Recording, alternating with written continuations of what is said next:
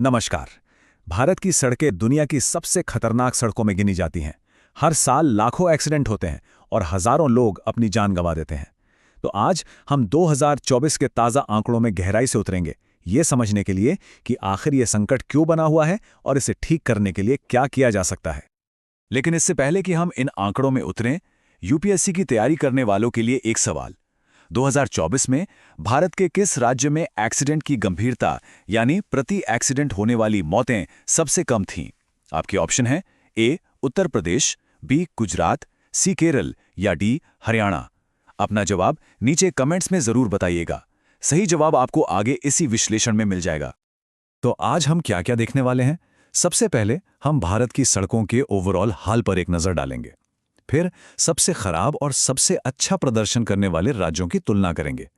हम कुछ पॉजिटिव बदलावों को भी देखेंगे, ये समझने की कोशिश करेंगे कि आखिर एक्सीडेंट्स होते ही क्यों रहते हैं, और आखिर में एक सुरक्षित भविष्य का रोड मैप क्या हो सकता है, इस पर बात करेंगे।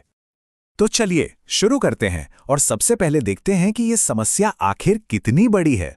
2024 के जो राष्ट्रीय आंकड़े हैं वो वाकई में बहुत गंभीर तस्वीर दिखाते हैं। जरा इस नंबर को देखिए। 2024 में भारत के 35 राज्यों और केंद्र शासित प्रदेशों में कुल 4,73,000 सड़क दुर्घटनाएं हुई। ये सिर्फ एक आंकड़ा नहीं है। अगर इसे तोड़कर देखें तो इसका मतलब है हर दिन 1200 से ज्यादा एक्सीडेंट्स, या यूं कहें कि हर मिनट लगभग एक दुर्घटना। और इन हादसों की जो कीमत चुकानी पड़ती है वो तो और भी ज्यादा चौंकाने वाली है। कुल 1,70,000 लोगों की जान चली गई। सोचिए, ये सिर्फ नंबर्स नहीं है, ये 1,70,000 जिंदगियां थीं, उनसे जुड़े हुए परिवार थे। और जानते हैं सबसे ज्यादा चिंता की बात क्या है?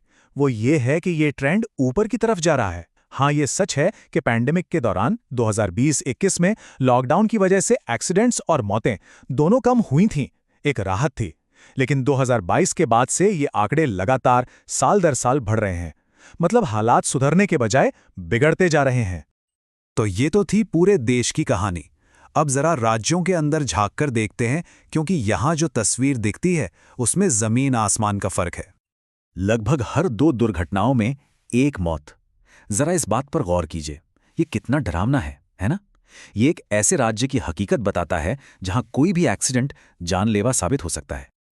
अब देखिए इन 2 राज्यों को, उत्तर प्रदेश और केरल। उत्तर प्रदेश में, जैसा हमने अभी कहा, लगभग हर दूसरे एक्सीडेंट में किसी की जान चली जाती है। और वहीं दूसरी तरफ है केरल, जहां करीब 13 एक्सीडेंट्स में एक मौत होती है। कितना बड़ा अंतर है ना? तो सवाल उठता है कि केरल ऐसा क्या अलग कर रहा है? देखिए, बेहतर इमरजेंसी सर्विसेज, ट्रैफिक नियमों का सख्ती से पालन और अच्छी सड़कें, ये कुछ बड़े कारण हैं। और हाँ, जैसा कि आप में से कई लोगों ने सही अंदाजा लगाया होगा, हमारे शुरुआती सवाल का जवाब भी केरल ही है। चलिए, उत्तर प्रदेश की इस गंभीर तस्वीर से हटकर अब कुछ अच्छी खबरों की तरफ भी देखते हैं, क्योंकि उम्मीद की किरण भी है। कुछ राज्य हैं जो दिखा रहे हैं कि हालात बदले जा सकते हैं। ये देखिए, ये वाकई बहुत पॉजिटिव खबर है। 9 राज्य ऐसे हैं जिन्होंने 2024 में सिर्फ एक्सीडेंट्स ही नहीं, बल्कि उनमें होने वाली मौतों को भी कम किया है। और इस लिस्ट में गुजरात, हरियाणा जैसे बड़े राज्य भी हैं, और गोवा, मणिपुर, नागालैंड जैसे छोटे राज्य भी।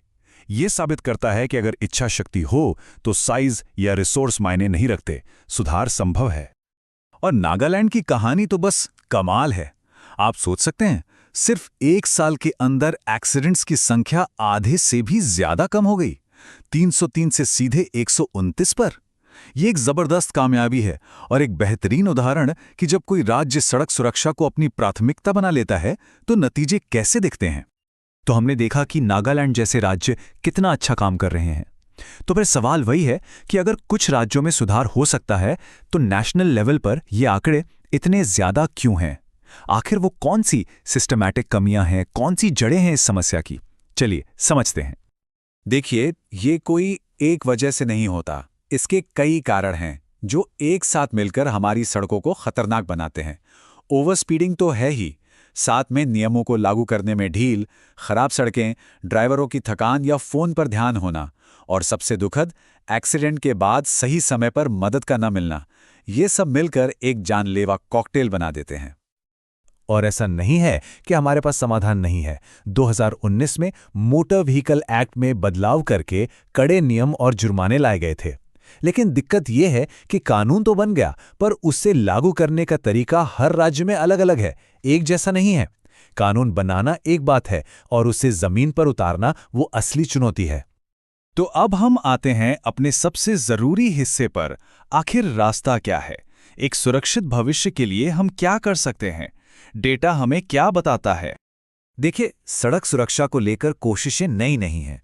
2010 में नेशनल पॉलिसी आई, 2019 में कड़ा कानून बना और हम अभी यूएन के decade of action for road safety का हिस्सा भी हैं।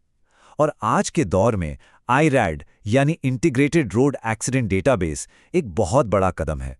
इससे हमें पूरे देश से एक्सीडेंट्स का डेटा मिलता है, जिससे पैटर्न समझने और सही जगह पर एक्शन लेने में मदद मिलती है।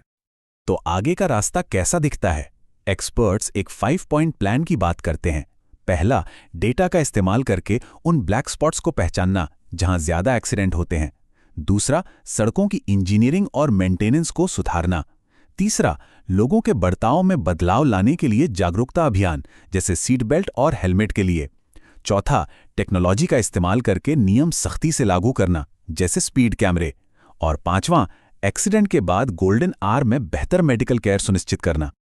और इन सभी कोशिशों का एक बड़ा लक्ष्य है। भारत ने यूएन के साथ मिलकर ये टारगेट सेट किया है कि 2030 तक सड़क हादसों में होने वाली मौतों को 50% तक कम करना है। ये लक्ष्य बड़ा है, लेकिन बहुत जरूरी भी है। तो आज की ये सारी बातचीत हमें एक बहुत बड़े सवाल पर लाकर छोड़ देती है। जब हमारे पास केरल और नागालैंड जैसे उदाहरण हैं, जहां समाधान काम कर रहे हैं, तो फिर पूरे देश की हर एक सड़क को सुरक्षित बनाने के लिए आखिर किस चीज़ की ज़रूरत है? और ये सवाल सिर्फ सरकार के लिए नहीं है, ये हम सबके लिए है। एक ड्राइवर के तौर पर, एक पैदल चलने वाले के तौर पर, एक नागरिक के तौर पर। हम और आप अपनी सड़कों को सुरक्षित बनाने के लिए क्या कर सकते हैं?